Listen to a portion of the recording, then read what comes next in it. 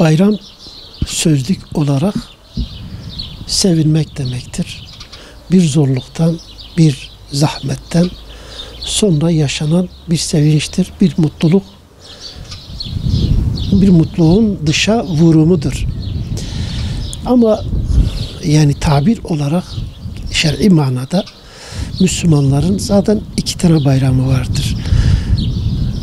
Bayram tabiri bu 2 bayram dışında başka şeylere de bayram deniliyor. Kimine göre Nevruz bayramdır, kimine göre Mihrican bir bayramdır, kimine göre bir memleketin kurtuluşu bir bayramdır, kimine göre bir zaferin kutlanması bir bayramdır. Bunlar yapay bayramlardır. Müslümanların ise hakiki bayramları vardır. Bu bayramları Allahu Teala tayin etmiş. 2 bayram. Biri Kurban Bayramı, biri de Ramazan Bayramı'dır. Bayram demek ki sevinmek, eğlenmek demektir.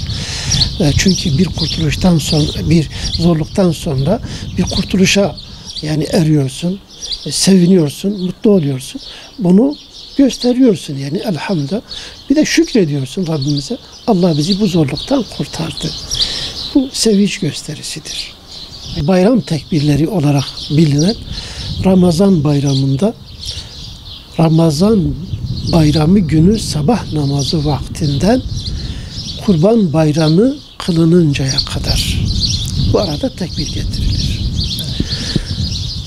Millet teşrik tekbirleri diye bilir ki teşrik günlerinde bu tekbirler getirildiği için artık sanki o günlere hastır. Aslında bunlar normalde yani izhar tekbirleridir. Yani bayramı ilan etme tekbirleridir. Ramazan bayramında sadece bayram günü sabahtan bayram namazı kılınıncaya kadar bu ara tekbirler getirilir. Yani bu bayramın ilanı demektir.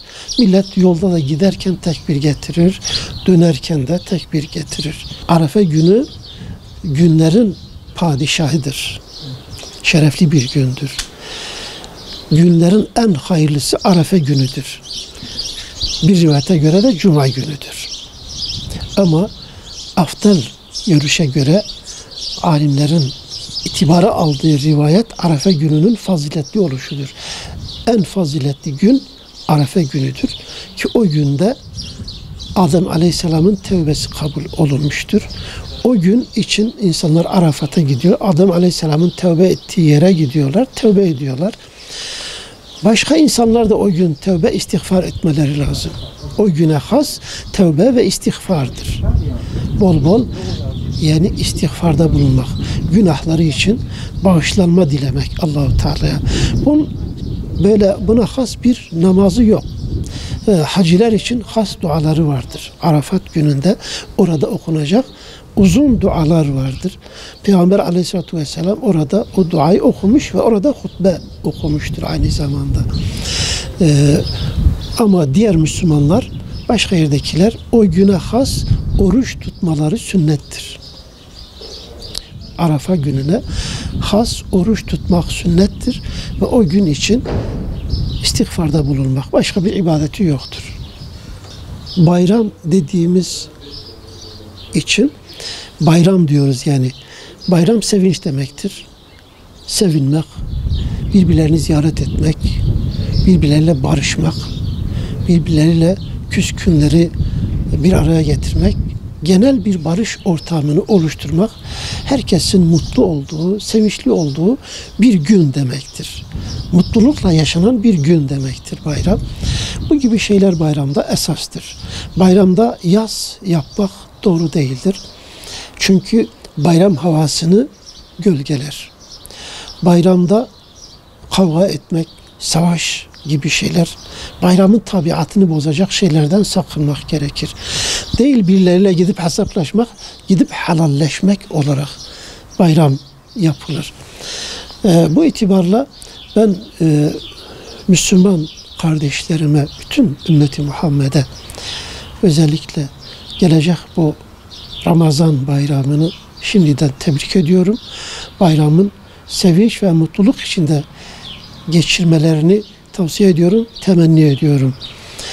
Bayram günü hemen gidip sabah namazını veyahut bayram namazını kılar kılmaz mezarlıklara gitmek, mezarlıkta bayramlaşmak doğru bir şey değildir.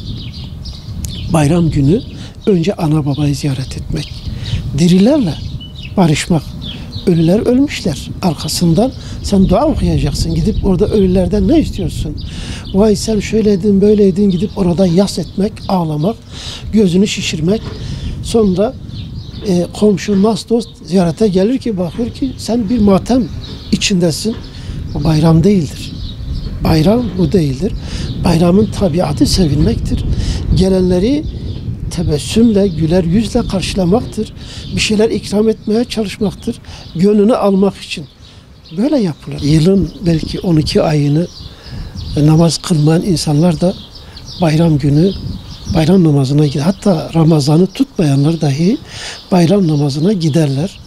Çünkü gitmeyen orada görünür yani. Yani ne de olsa Müslüman olduğunu gösterir. Bu şekilde namaza gelmesinler diyemeyiz. Gelsinler. Bayram günü olsa dahi gelsinler ya. Müslümanların mutluluğunu, bayramı ne olduğunu bir görsünler. Belki kalpleri yumuşar. Namaza başlarlar. Kendi düzeltirler. Bayram namazı fıkhi olarak Hanefilere göre vaciptir. Şafiilere göre sünnet-i müekkededir. Yani önemli bir sünnettir. İnsan bayram namazına gitmese günahkar olmaz.